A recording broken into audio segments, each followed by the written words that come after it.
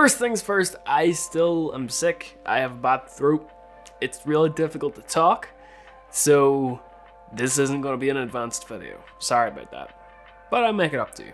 So today we're going to be talking about lenses, and particularly the lenses that you want to be investing in as a filmmaker. The types of lenses that we're going to be talking about today, I'm sure you've seen it in the title. It's primes versus zooms. Let's get into it. So we're going to start this video off with prime lenses, the pros and cons of prime lenses, and what actually a prime lens is. So a prime lens is a fixed focal length lens, meaning you have a focal length and that's it. It is stationary. It does not move. It doesn't zoom in or out. It is just what you got. There's a lot of positive points to using a prime lens. Number one, you get a superior image quality. Think of it this way.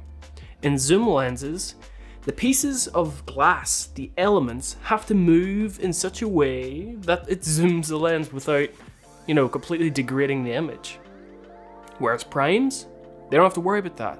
They can put all their effort into making the most pristine glass possible. So that was positive number one. It just gives a nicer quality image. Number two is, generally, prime lenses can stop down so much more. Whenever I say stop down, basically there's an iris like your eye in the lens that opens and closes and lets more and less light in. The wider it is, the smaller the number, the smaller it is, the bigger the number. I know it's kind of confusing, but that contributes to something called an f-stop. And basically what that is how much light's coming through the lens. So prime lenses can usually stop down much more than zoom lenses. And the final pro of prime lenses is they're generally smaller and lighter. As I said before, they usually don't have as many components and elements and stuff that's going on the inside to make sure that you can zoom in and out. So they can just focus on being lightweight, robust, and have a high image quality. So now on to the downsides of primes. As I mentioned before, you do have a fixed focal length, meaning if you want to zoom in, you physically have to move closer. If I want a close-up, I either have to move myself closer to the camera, which I'm about 8 to 10 inches away from it now, or I have to move the camera closer to me, and that can mess up the shot and the framing, and it's just not that useful. Another con of prime lenses is, well, it's a weird point, but they can get quite expensive. If you're starting out as a filmmaker, a prime lens can cost you anywhere from £500 to $10,000, and whenever you're trying to invest in gear, it can be really scary, investing that much money into a single focal length. And downside number three, if you want to shoot in varied focal lengths, you'll have to carry more lenses. It sucks. I've seen guys show up on shoots with like boxes and boxes of lenses, and they're all primes and they're all massive, and it blows my mind. But it can be worth it in some use cases.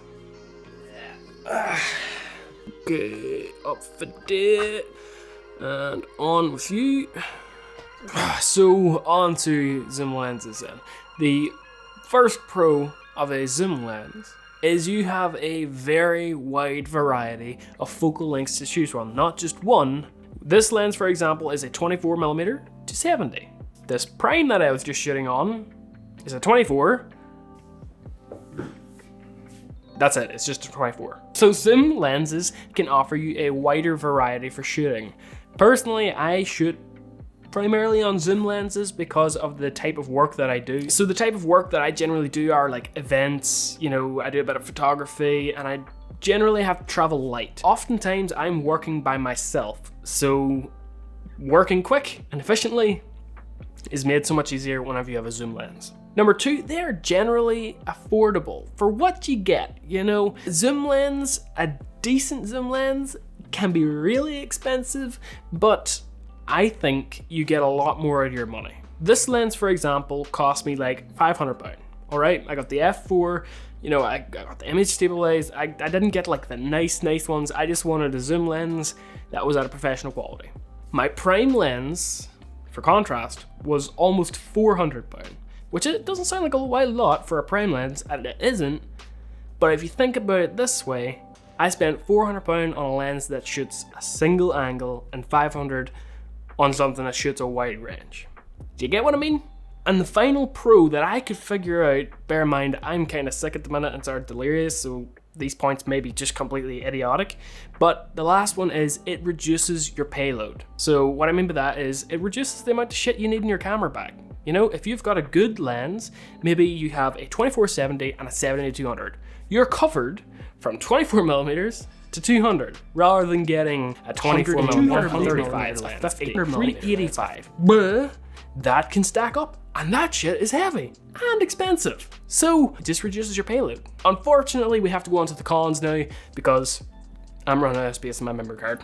Generally, zoom lenses are lower quality glass. And whenever I say that, it's just the image isn't as nice.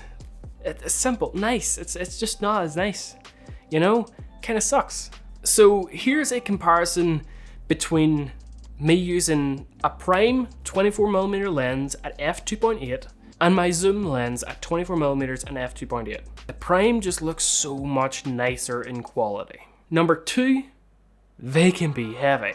If any of you have been like shooting on like a big gig or even a small gig or maybe own it yourself, the 70-200 f2.8 Mark III is a heavy lens.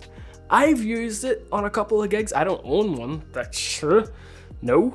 I would love to own one someday soon, but I need to pay for my ramen first because man gotta eat.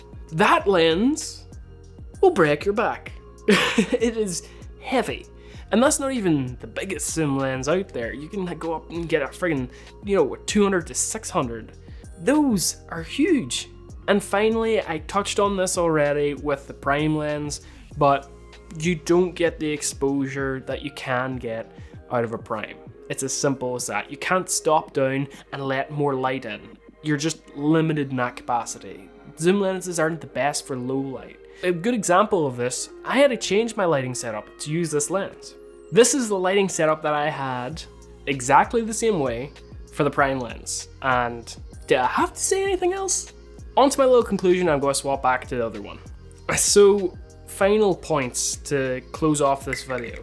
Who should get which lens? Honestly, I wanted to tailor this video more towards the beginners and intermediate level. If you're at the professional level, then technically, it's good to get it in second opinion, but you already have a good enough idea of what lens you're gonna get. You probably even have a lens in your head picked out. It's like, I kind of want that lens. You already kind of know what you want. But this video is for the people who don't know what they want. Which one should you get? Personally, if you're starting out, I think you should get a zoom lens. A good zoom lens, a 24-15 or a 24-70. Yes, these are the Canon ones, alright? I don't really know too much about Sony or Nikon or any of the other ones. Canon lenses are just the ones that I use. You don't have to use them. So I would get a good lens with a good focal range and work with it, Personally, what I did was I bought a 24-70, my first professional lens. I was really excited about it. I bought it and I used it for a couple of years. And I figured out what focal length I really like. And I really like 24mm. Hence, I bought a 24mm because I figured I'd be doing interviews and I want to do more low light stuff, and it's just generally a focal length that I like working with. So I got one. So that's my advice for you. Are primes better than zooms? Yeah. But are zooms better than primes? Yeah.